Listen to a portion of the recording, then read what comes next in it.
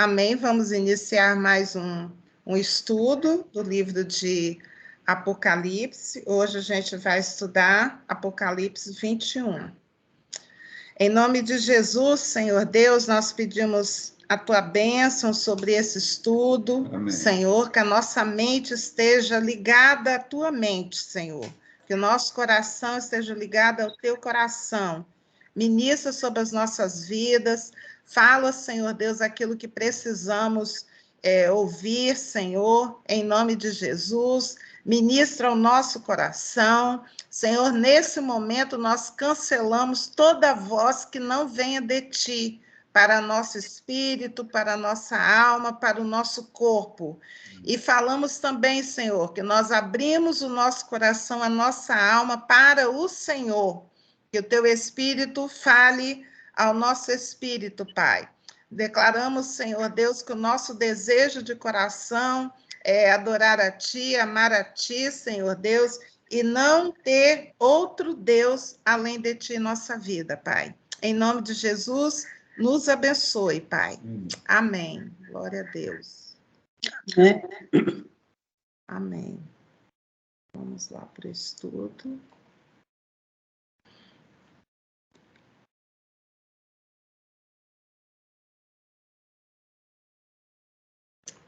Apocalipse. Vai pergunta lá se está aparecendo. Apocalipse 21, novo céu e a nova terra, a nova Jerusalém. E a gente vai estar diante disso aí. Esse assunto eu acho tremendo. A gente vai estar diante do que Deus está preparando para nós. Eu fiz um breve resumo aqui desse capítulo que fala assim: Deus está de mudança. Eu estava conversando ainda há pouco com o Adalberto. Deus está de mudança. Ele vem morar entre os homens. E esse capítulo aqui mostra do propósito de Deus que ele tem reservado para o seu povo, né? A palavra de Deus fala que eles são meu povo, eu sou o seu Deus. E aí, vai se cumprir esse propósito aqui, em Apocalipse 21. Apocalipse 21 fala também que ele vai enxugar toda lágrima dos olhos, a morte se foi de vez, também se foi toda lágrima, todo choro, toda dor também se foi, e não vai ter mais dor nenhuma. Esse é o resumo de Apocalipse 21. Então, a gente vai se deparar com algo novo agora, que a gente nem... Eu estava falando com a Adalberto assim, amor, a gente não tem noção do que é isso, né? A gente não sabe o que é isso, porque nunca a gente viveu isso. Ter um lugar onde não há lágrima, onde não há morte, onde não tem dor, não tem tristeza, e com Deus habitando ali, passeando no meio do povo. Não dá para a gente ter noção, mas a Bíblia já teve, na história da Bíblia, já teve um tempo assim, que foi lá na criação com Adão, né? A Bíblia fala que Deus vinha, antes da viração do dia, vinha bater um papo com Adão. E ali não tinha morte, não tinha dor, né? Não tinha tristeza. Então, Deus voltando ao projeto inicial. É isso que a gente vai estar diante em Apocalipse 21. Eu estou ouvindo um barulhinho aí. Se você está fazendo algum barulhinho aí na sua casa, é só você ativar o mudo que a gente para de ouvir o que está acontecendo aí. Aí vamos lá. Apocalipse 21, 1 diz assim, João está vendo, É João que está descrevendo o que está acontecendo, né? Vi novo céu e nova terra. Ou seja, João está diante de algo novo, que ele nunca viu, né? Pois o primeiro céu e a primeira terra passaram e o mar já não existe. Então, ali João está diante de algo que ele não conheceu, que ele nunca viu, mas ele está vendo que é algo novo. E o mar já não existe. E aí eu sublinhei a expressão mar já não existe e fui procurar na Bíblia outra referência à palavra mar, porque se ele pontuou que o mar já não existe, é uma mensagem que quer passar para a gente. E quando a gente vai na Bíblia, vai em Isaías, vai em Êxodo, a gente percebe que a palavra mar está associada a turbilhão, a alvoroço. E aí, em Apocalipse, como a gente está estudando Apocalipse, aparece algo bem claro a respeito da prostituta, a Babilônia. Ela está assentada no mar e ela está em domínio ali sobre os reis da terra, né? Ela tem eles debaixo da sua mão, e a gente entende que Babilônia é o contrário dessa nova terra aí, dessa nova Jerusalém, né? Então, a gente percebe, o mar já não existe. Eu creio que João quer passar para a gente que toda turbulência, tudo que envolve guerra, né, já não existe, já não tem. Então, ele percebe que ele está diante de uma nova terra, um novo céu, e sem nada que atrapalhe a calma desse lugar. Versículo 2... Vi também a cidade santa, a Nova Jerusalém. Então, ele percebe algo acontecendo nesse novo céu e nova terra. Então, a Nova Jerusalém que descia do céu. Olha um ponto aqui bem importante. Essa nova cidade, ela desce do céu, ela é da parte de Deus, ataviada como noiva adornada para o seu esposo. Eu coloquei entre parênteses aqui, a noiva desce do céu. Então, aqui nesse Apocalipse 21, a gente percebe que a noiva, e aqui é falada em Nova Jerusalém, a cidade, ela é colocada também como noiva adornada para o esposo, ela estava no céu. Então, que hora que essa igreja foi para o céu? A gente não sabe exatamente que momento que essa igreja, essa noiva vai ser retirada da terra e vai para o céu, né? Ter o tempo lá de bodas do Cordeiro. Mas a gente percebe aqui no capítulo 21 que ela desce do céu. Então, essa noiva estava no céu. Tem muitas pessoas que têm a ideia de que essa igreja ela não vai para o céu, ela não vai ser arrebatada, ela vai ficar aqui, ela vai passar por todo o juízo de Deus. Quais são os juízos de Deus? Os selos, as taças, as trombetas, aquelas coisas todas que vêm da parte de Deus como juízo sobre a terra, que a noiva vai estar aqui participando, porque em nenhum momento ela vai ser levantada, alçada aos céus. Mas aqui em Apocalipse 21, a gente percebe que ela está lá no céu, sim. Não tem específico. Que momento que que dia vai ser? Jesus deixou marcado que dia vai ser, que tempo vai ser? Ele fala assim, dessa data aí, hora, ninguém sabe, só o meu pai. Não falou. E ele nem dá a instrução para a gente tentar adivinhar que data é essa, que tempo é esse, né? Então, mas a gente sabe aqui em Apocalipse 21 que essa noiva desce do céu. Então, a gente entende aqui que a noiva, em algum momento, ela foi para o céu. E eu creio que quando João vê uma grande multidão lá no trono, cantando louvores a Deus, adorando a Deus, Eu creio que é essa noiva adornada, a esposa, a noiva de Jesus, é que está lá no céu cantando, adorando a Deus. Então, nesse momento, essa noiva vem, ela desce do céu. Versículo 3 diz assim: Então ouvi grande voz vinda do trono dizendo: Eis o tabernáculo de Deus com os homens. Deus habitará com eles. Eles serão povos de Deus e Deus mesmo estará com eles. Aí a gente vai ter que parar um pouquinho para falar sobre tabernáculo.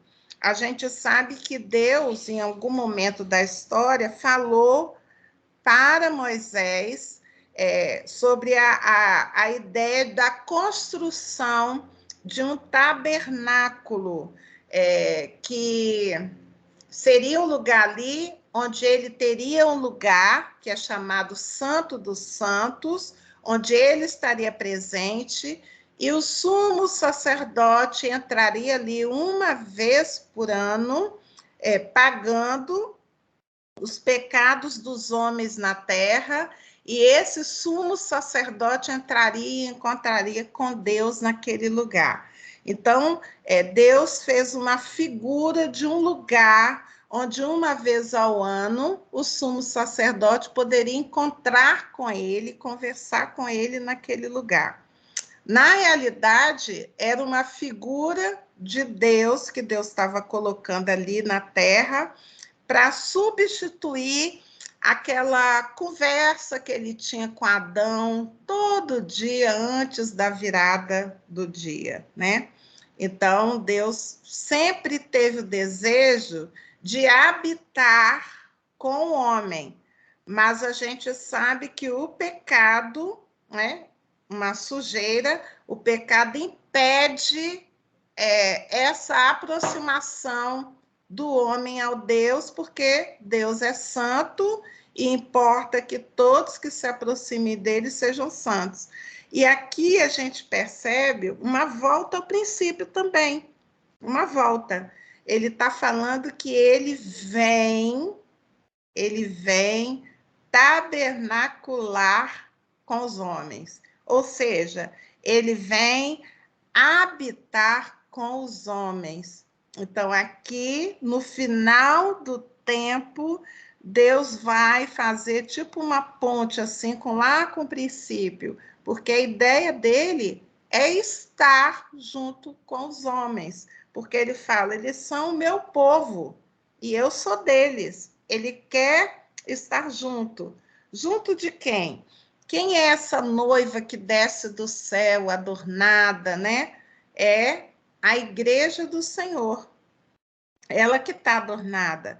Ela está com o corpo glorificado. Estava conversando com a Adalberta, assim, a gente pensa, falando, né? O que é esse corpo glorificado? É um novo corpo em que não há pecado, não há inclinação para o pecado. Então, é o momento onde Deus pode estar ali conversando, passeando, passando entre os homens, habitando com eles, porque esse homem já não terá aquele corpo que era inclinado para o pecado. Às vezes você pode pensar que você é santo, né? Que você nunca peca, mas a palavra de Deus fala que você peca. Eu peco, porque eu habito num corpo que tem uma inclinação para o pecado. A diferença é que quando eu peco, o Espírito Santo de Deus, ele habitando dentro de mim, ele me dá assim uma sensação de incômodo, de tristeza. Eu não fico alegre quando eu fico pecando. Eu fico triste porque eu sei que eu entristeci o Espírito Santo de Deus que habita em mim. Então, mas o meu corpo é inclinado para pecar. Eu sei que eu ainda vou pecar.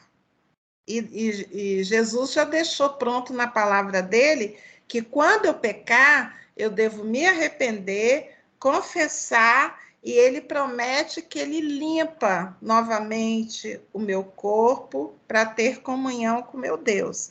E é um exercício diário isso. Mas aqui em Apocalipse 21, a gente está diante de algo que é tremendo, que a gente não conhece, que a gente nunca viveu isso. A gente vai estar num corpo glorificado, e esse corpo glorificado, ele não vai ter inclinação para pecar. Então, não vai ser uma luta diária, vai ser natural eu viver sem pecar. E lembrando que o que aconteceu antes de Apocalipse 21 é que o dragão já foi lançado no lago, o anticristo, Babilônia, o falso profeta, já foi tudo banido desse novo céu e nova terra. Ou seja, nesse novo céu e nova terra, não vai ter ninguém aplicando nenhuma tentação em cima de nós. A gente vai viver livre do pecado. E eu nem imagino, queridos, o que é isso. Nem sei, porque a minha vida toda, desde que eu nasci, eu vivo nesse corpo que tem uma inclinação, segundo a palavra de Deus, inclinado para o pecado. Mesmo que eu não queira viver em pecado. Mas volta e meia eu dou uma rateada. E eu preciso me voltar para Deus, me arrepender, confessar, pedir que Ele passe o sangue de Jesus sobre mim e eu fique limpa de novo. Mas a gente está diante aqui, em Apocalipse 21, de algo que é totalmente novo. A gente não vai ter mais essa inclinação para o pecado. O pecado já não estará sobre a terra. A terra não terá o domínio do pecado, né? A gente sabe que a terra jaz no maligno, mas essa aqui está se falando do novo céu e uma nova terra. Não vai ter mais isso. Então, imagina você aí, fecha seu olhinho, imagine você estando nesse novo céu, nessa nova terra, em que não haverá mais dor, lágrima, morte, luto, nada, nada, e nem você vai estar inclinado a pecar. E se você vai abrir o olho nessa terra em novo céu e nova terra, você ainda vai ver Deus e Jesus passeando e conversando ali. Eu não sei nem o que é isso, eu só sei que a minha imaginação fica assim, eu quero esse tempo, eu quero estar nesse tempo, né? Versículo 5. E aquele que está sentado no trono disse: eis que faço novas todas as coisas. Eu botei bem em caixa alta aí, todas as coisas. Eu faço nova todas as coisas. É a oportunidade que teremos em que todo erro, todos os que erraram contra a nossa vida, tudo que deu errado, aqui nesse versículo 5, diz que Deus vai fazer nova todas as coisas. E acrescentou: escreve, porque essas palavras são fiéis e verdadeiras. Ontem eu estava dando aula lá na igreja e falando sobre João frisando isso, né? Escreve, escreve, escreve, né? O tempo todo a gente vê, desde Apocalipse 1, né? Alguém frisando para João e falando assim, João, escreve.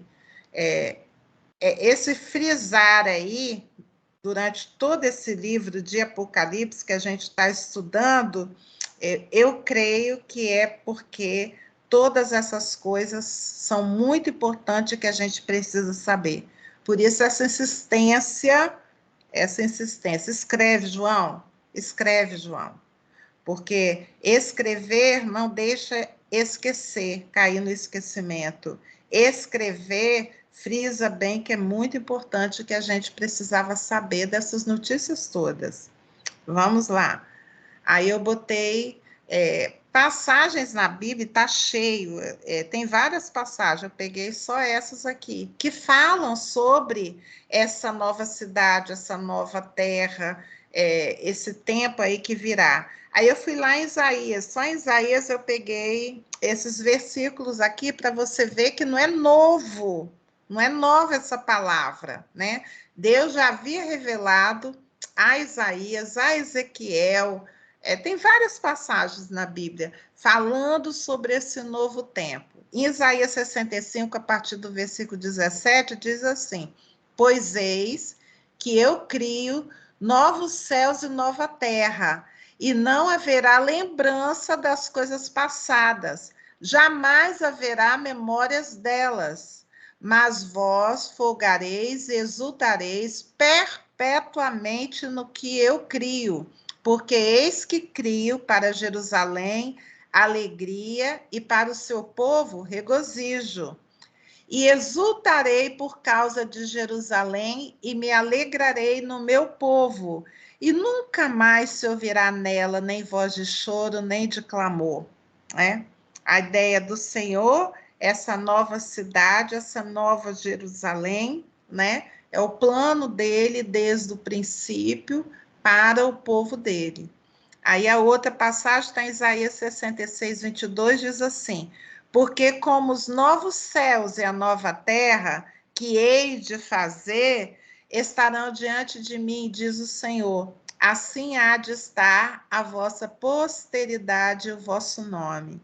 Então a gente já vê, ao estudar a Bíblia, lá no Antigo Testamento, que houve também Deus falando algo que ele estava projetando para os dele. Então, vamos continuar em Apocalipse. Versículo 6 diz assim: disse-me ainda, tudo está feito. Então, a gente está diante do final, E Deus fala assim, olha, tudo está feito. Jesus, né? Eu sou o alfa e o ômega, o princípio e o fim. A letra alfa é a primeira letra do alfabeto grego e ômega é a última letra do alfabeto grego. Então, o início e o fim. Eu, a quem tem sede, darei de graça da fonte da água da vida. Outra vez, Jesus se refere a ele mesmo como uma fonte de água da vida. Versículo 7 diz assim: o vencedor, outra palavra que a gente vinha falando aí, né? O vencedor herdará essas coisas e eu lhe serei Deus e ele me será filho. Aí eu botei aqui entre parênteses as promessas feitas às 7 igrejas. Lembram que a gente leu? Ao que vencer, dar-te-ei a coroa da vida. Ao que vencer, dar-te-ei para andares comigo. Tem várias promessas, eu botei aqui os versículos, né? Mas é só ir lá em Apocalipse 2 e Apocalipse 3, que são as palavras dirigidas às 7 igrejas, e cada final daquela passagem dada a cada igreja tem uma promessa. Então, Jesus aqui, ele revive essas promessas e fala, agora está se cumprindo, né? Aos vencedores. Versículo 8, aí faz um paralelo aqui, né?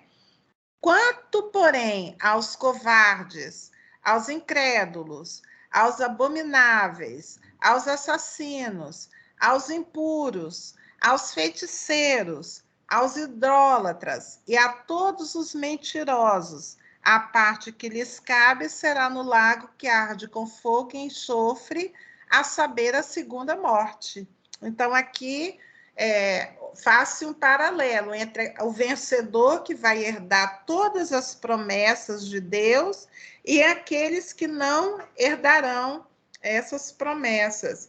Aí eu coloquei hoje mesmo esse versículo também que está em 1 Coríntios 6, 9 e 10, que também repete isso. Repete isso que está aqui em Apocalipse. O apóstolo Paulo fala a respeito desses que não herdarão viver nessa nova Jerusalém, né? Ele fala lá em 1 Coríntios 6, diz assim: ou não sabeis que os injustos não herdarão o reino de Deus? Não vos enganeis, nem impuros, nem idólatras, nem adúlteros, nem efeminado, nem sodomita, nem ladrão, nem avarento, nem bêbado, nem maldizente, nem roubadores herdarão o reino de Deus. Ele falou lá, o apóstolo Paulo, ao povo de Coríntios, e aqui João escreve Jesus falando com ele também, confirmando que esses não herdarão o reino de Deus. O reino de Deus é dado ao vencedor, aquele que abre mão de si mesmo em detrimento, né, em favor das coisas de Deus, né? Há um prêmio, há uma coroa reservada, há um galardão reservado por Deus, né? E vai habitar com ele. Continuando, versículo 9. Agora é que vai falar exatamente o que é essa cidade, né? O que é essa noiva, o que é esse viver lá. Então, vai dar detalhes aqui, detalhes arquitetônicos, de medida, de tudo aqui. Então, vamos lá. Então, veio um dos 7 anjos, que tem as 7 taças cheias dos últimos 7 flagelos, e falou comigo dizendo, e a gente sabe que esse é um daqueles anjos que derramou juízo sobre a terra, dizendo, vem mostrar-te-ei a noiva, a esposa do cordeiro. Né? Ele mostra para João, e me transportou em espírito até uma grande e elevada montanha, e me mostrou a santa cidade, Jerusalém, que é a noiva, a cidade da noiva, Jerusalém, essa noiva que descia do céu da parte de Deus, a qual tem a glória de Deus. Então, o anjo vai, transporta João e mostra a cidade santa, a Jerusalém que descia do céu, que é a noiva de Jesus, né? O seu fulgor era semelhante a uma pedra preciosíssima, como pedra de jaspe cristalina. Olha que coisa linda, né? João vai fazendo assim, aquelas comparações.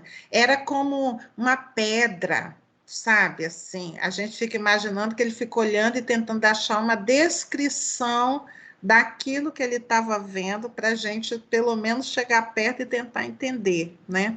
Jerusalém pura e santa, igreja do Senhor, lavada no sangue do Cordeiro. Então, vamos para o versículo 12, vamos imaginar aqui o que ele está vendo e tentando descrever para a gente. Tinha grande e alta muralha, 12 portas, e junto às portas, 12 anjos, e sobre elas, nomes escritos que são os nomes das 12 tribos dos filhos de Israel. 3 portas se achavam a leste, 3 ao norte, 3 ao sul e 3 a oeste. A muralha da cidade tinha 12 fundamentos e estavam sobre estes os 12 nomes dos 12 apóstolos do Cordeiro. Aquele que falava comigo tinha por medida uma vara de ouro para medir a cidade, as suas portas e sua muralha. João foi dando os detalhes de tudo que ele estava vendo e passando para a gente. 16. A cidade é quadrangular, de comprimento e largura iguais. E mediu a cidade com a vara até 12.000 estádios. O seu comprimento, largura e altura são iguais. Mediu também a sua muralha, 144 côvados, medida de homem, isso é, de anjo. Então, João vai dando toda a estrutura dessa cidade. A estrutura, versículo 18, a estrutura da muralha é de jaspe.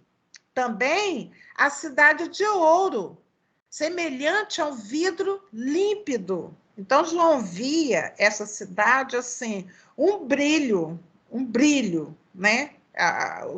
Tudo ali, em volta parecendo ouro, um vidro límpido, transparente. 19. Os fundamentos da muralha da cidade estão adornados de toda espécie de pedras preciosas. Eu fico tentando imaginar o que ele está descrevendo, né? Mas a gente não tem algo similar para a gente falar. Ah, é parecido com aquela construção. Não tem o que falar. Mas ele foi tentando. O primeiro fundamento é de jaspe, o segundo de safira, o terceiro de calcedônia, o quarto de esmeralda, o quinto de sardônio, o sexto de sárdio, o sétimo de crisólito, o oitavo de berilo, o nono de topázio, o 10º de crisópraso, o 11º de jacinto e o 12º de ametista. Só pedra preciosa. João estava olhando e vendo algo tremendo, rico. A cidade era construída em cima desses fundamentos, as muralhas, tudo pedra preciosa. Você consegue imaginar isso? Eu tento, mas não consigo. Aí vem o 21. As 12 portas são 12 pérolas. E cada uma dessas portas de uma só pérola, imagina, é uma pérola a porta.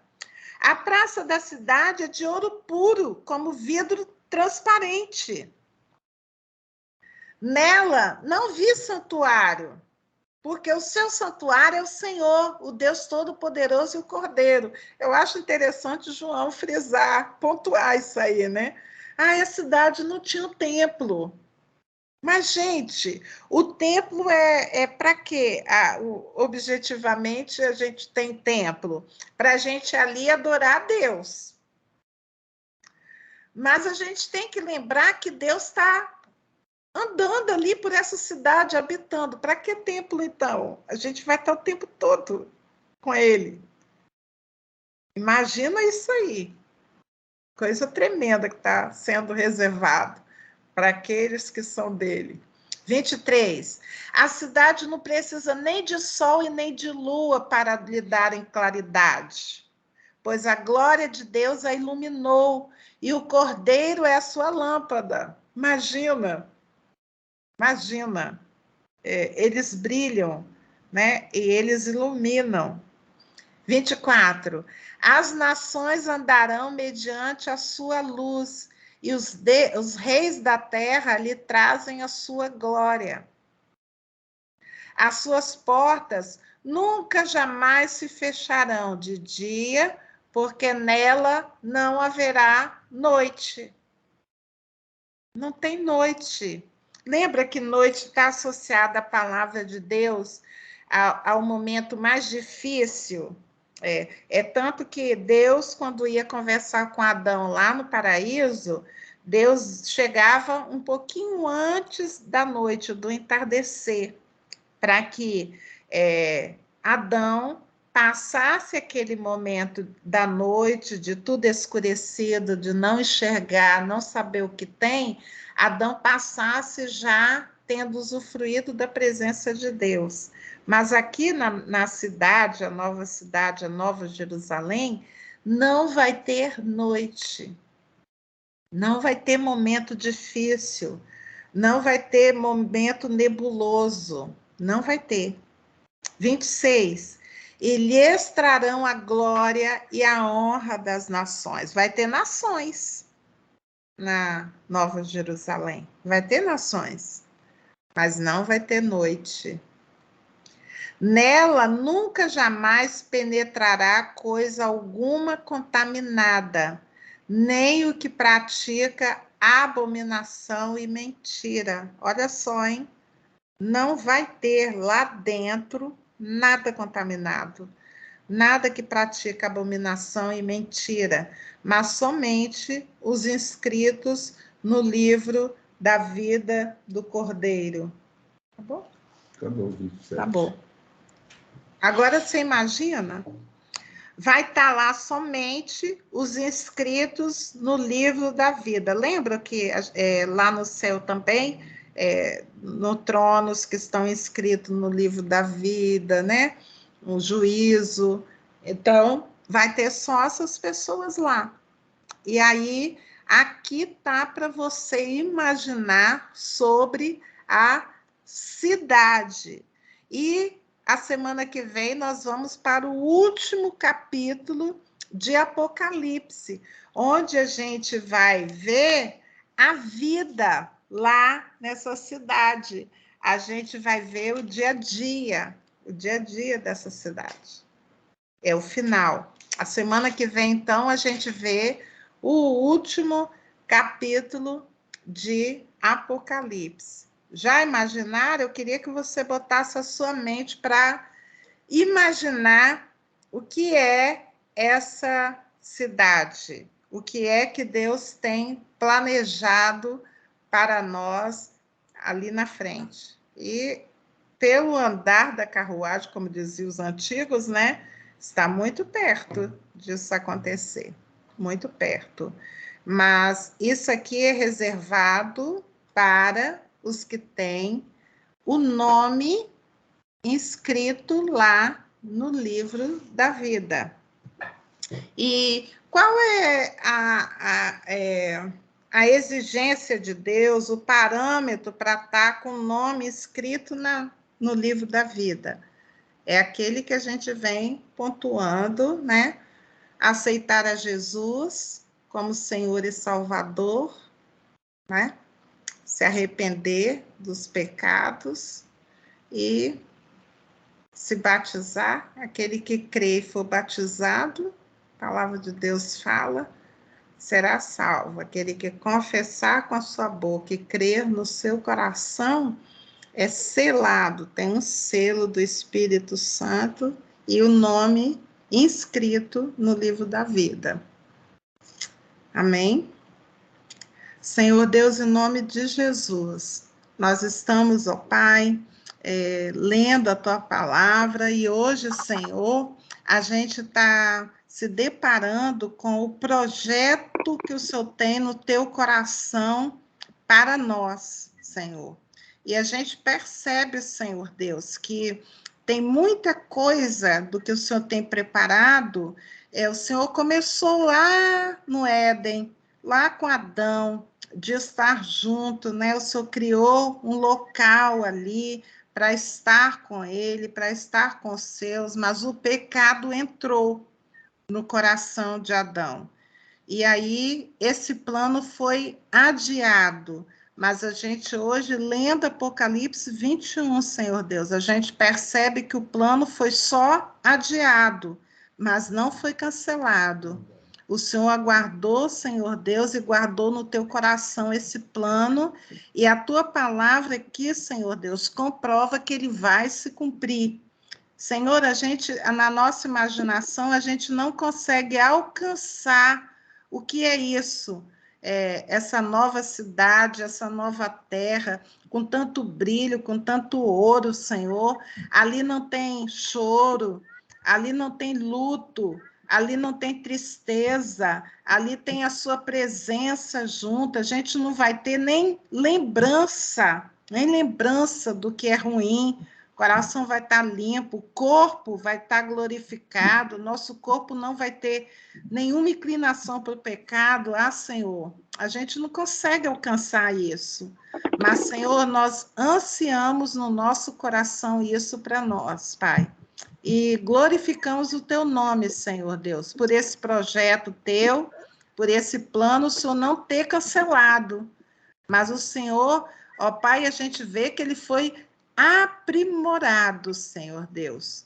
Em nome de Jesus, Senhor Deus, nós te louvamos e agradecemos, Senhor Deus, porque o nosso coração tem entendido, Senhor Deus, que o Senhor é o nosso Deus, o que o Senhor nos ama e tem isso tudo preparado para os que são seus.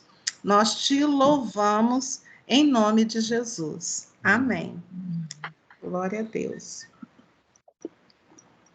Vamos interromper.